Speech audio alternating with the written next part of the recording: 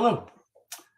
Welcome to a weekly opportunity for us to do sacred reading together. We are reading our way in very short snippets, 2 or 3 verses at a time, through the first letter to John. As we make our way through, we are reflecting on what does sacred reading mean, and underneath the underpinning for me of what sacred reading is, also known as Lectio Divina, is the belief, the thought that Spirit speaks to us right now. It's not something we have to wait for. The text can speak words to us that we need to hear, that we will be mirrored by the power of Spirit in the text and see the things that most need to be spoken into our lives. They might be a word, an image, or a phrase that remind us of who we are, inspire us, encourage us, make us reflect, help us to engage our lives at a deeper level. We listen to the text with the ears of our heart. Now, just as a word of practice, I say this every week, but just as a word of practice, when you're doing Lectio Divina on your own, I encourage you to do so in a place where you feel comfortable reading the text aloud to yourself. Not just reading it with your eyes, but reading it with your body. And when I say reading it with your body, it's because as I'm even speaking words right now, I can feel the vibration of my vocal cords in my chest. And as I was just reaching into my body, I feel the vibration of words all the way down to the bottom of my feet, all the way to the top of my head when I feel those vibrations. So I'm not only reading the text aloud the way that it was originally meant to be heard, but I'm also receiving it. It's vibrating in my ears. It's an opportunity to hear the inflection and all the pieces as it speaks to me what I need to hear. Same is true for you. And I do Lectio Divina aloud by myself, right here in this very space most of the time. So as we continue on, today we're looking at 1 John chapter 3, and we're just doing verses 14 through 15. Now, as I read them to you, you're welcome as soon as you've listened to the text to stop the recording and just reflect for yourself what you think it means. I will, after a brief pause, speak what I hear in the text, what it says to me. If you want to hear what I have to say, that's fine. But in the end, what we're learning to do with these texts is listen for Spirit as it speaks to us. What is it saying to me? My telling you what it says to me is an opportunity for you to kind of see the process, not for me to give you the definitive answer to what the text might be saying for you. So listen to the text, let it speak to you, and if you want to hear my reflection on it, stick around after the pause. So let's turn together, 1 John chapter 3, verses 14 through 15. Bring yourself into the moment and listen for a word from Spirit. We know that we have crossed over from death to life because we love each other. The ones who do not love remain under the power of death. All who hate others have murder in their hearts, and you know that murderers do not have the life of the world to come that never fades away remaining in them.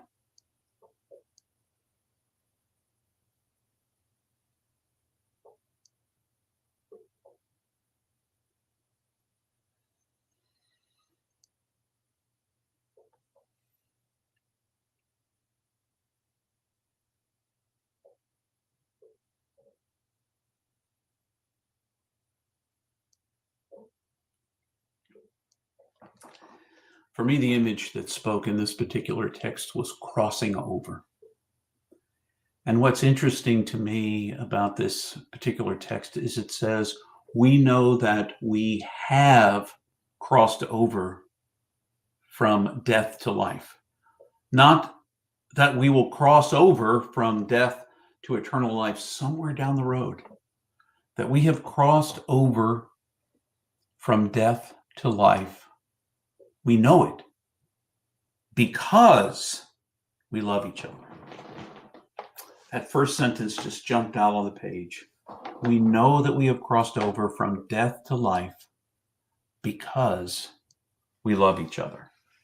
Love is that sign we've crossed over.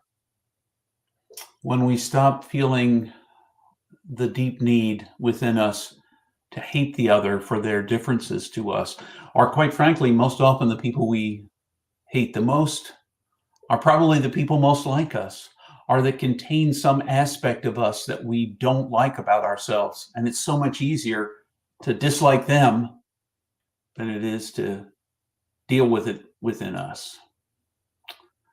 So crossing over from death to life is not something we wait to do somewhere down the line. And it is signified to us.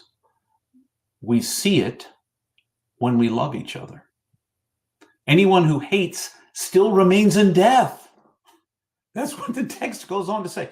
You know what I like about this letter of 1 John? It does not mince words.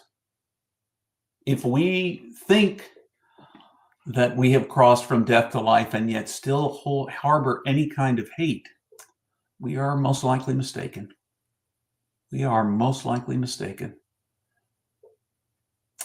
It's a process to cross over that bridge, to shed all the things that I think make me need to hate someone else because they're different than me, or think differently than me, or see the world differently than me, or are from a different ethnic group than me, a different nation than me, a different religion than me. Under no circumstances, I don't see any caveats here about only loving the right people.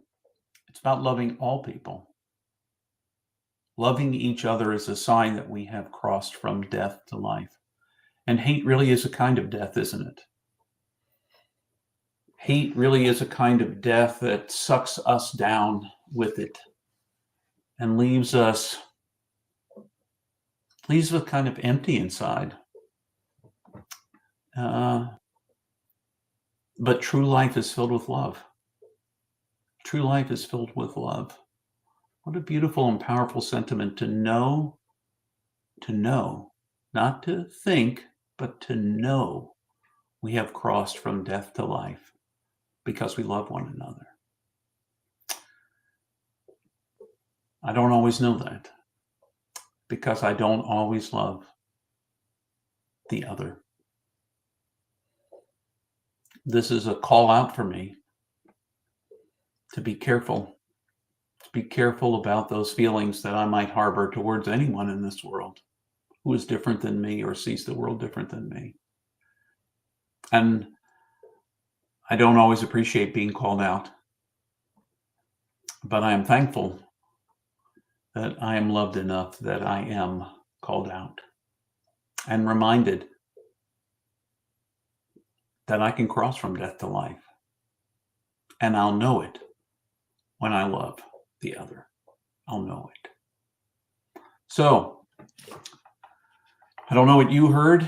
I encourage you to listen to the text, perhaps read it to yourself again. 1 John chapter 3, verses 14 and 15. See what it says to you. See if it echoes something similar to me or something completely different. Doesn't make it right or wrong, just makes it the message for you. Listen for Spirit. So, until the next time we do Lectio Divina, sacred reading together, I wish you all the very best.